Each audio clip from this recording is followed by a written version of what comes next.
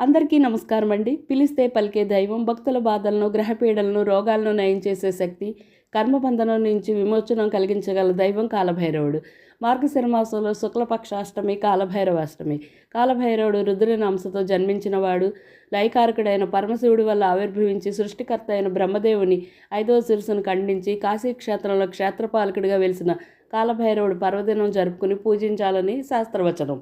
కాలభైరవ ఆవిర్భావానికి సంబంధించి శివపురాణంలోని పురాణ కథ ప్రకారం సృష్టికర్త అయిన బ్రహ్మదేవుడు, లయకర్త అయిన శివుడి మధ్య ఎవరు అధికులు అనే విషయంపై జరిగిన వివాదంలో బ్రహ్మదేవుడు సంయమనం కోల్పోయి శివుడిని విపరీతంగా దూషించడంతో సహనంగా ఉన్న శివుడు కోపోద్రికుడై తన శరీరం నుంచి కాలభైరవుడిని సృష్టించాడు.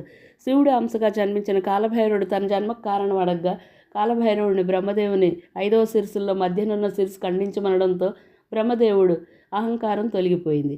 కానీ బ్రహ్మహత్యా పాతకం తొలగటానికి బ్రహ్మకపాలాన్ని